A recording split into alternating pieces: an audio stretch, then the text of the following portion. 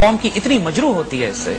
इन लोगों को अगर खाना भी खिलाना है तुम लोगों ने तो इज्जत नफ्स के साथ खिलाओ, और जिनको खिलाना है उनको भी चाहिए कि अपनी डिग्निटी कॉम्प्रोमाइज ना करें। यहाँ पे जिस तरह लड़ाइयां और झगड़े हो रहे हैं छोटी छोटी चीजों पे, एक रुई के गद्दे के ऊपर मारो मार आपस में मुक्काबाजी हो रही है, एक रोटी के लिए खीना चपटी हो रही है।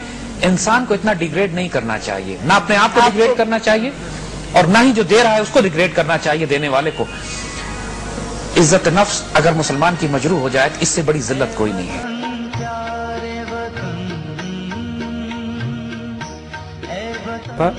कि अग्रेशन जो है, वीकनेस इनवाइट्स अग्रेशन। वो वीकनेस जो होती है वो इसमें नहीं होती।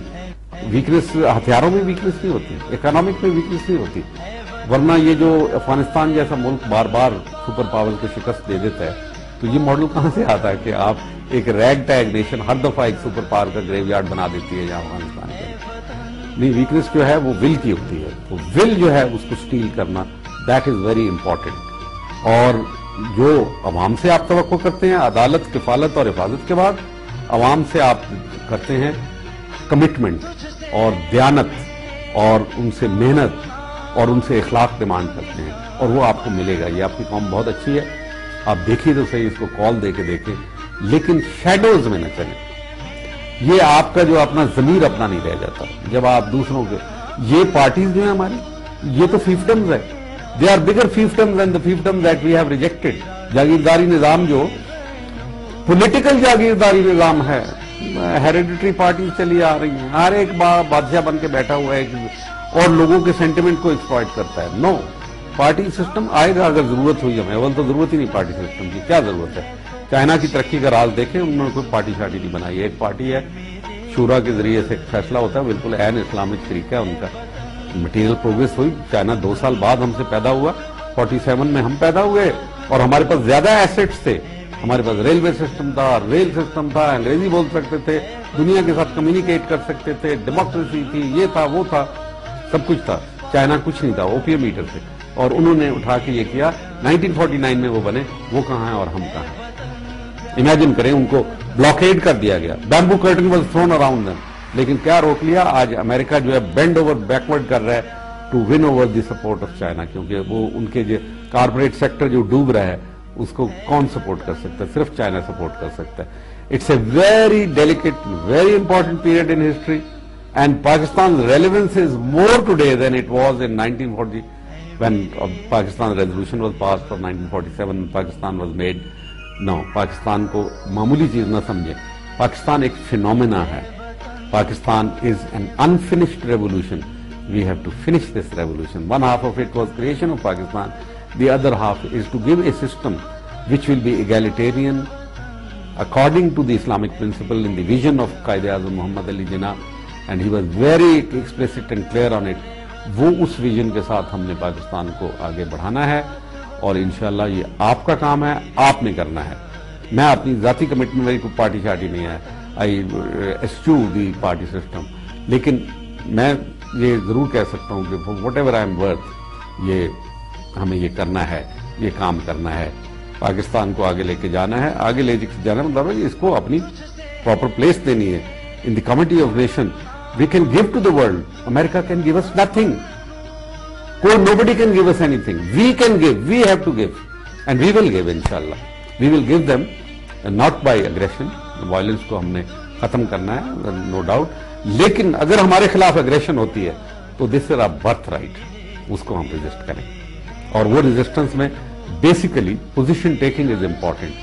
कि right और wrong में differentiate करके कि ये aggression है और ये मजलूम है, ये जालिम है, ये मजलूम है, and you take side with the मजलूम, स्टैंड बाय इट। ये जिंदगी एक दफा ही मिलनी है, कोई बात नहीं है। पाकिस्तान कोई ऐसा खाला जी का घर नहीं है आज का फेल्ड स्टेट होगा। पाकिस्तान की डेबरीज को पिक करने की कोशिशें हो रही हैं, पहले प्लानिंग हो रही।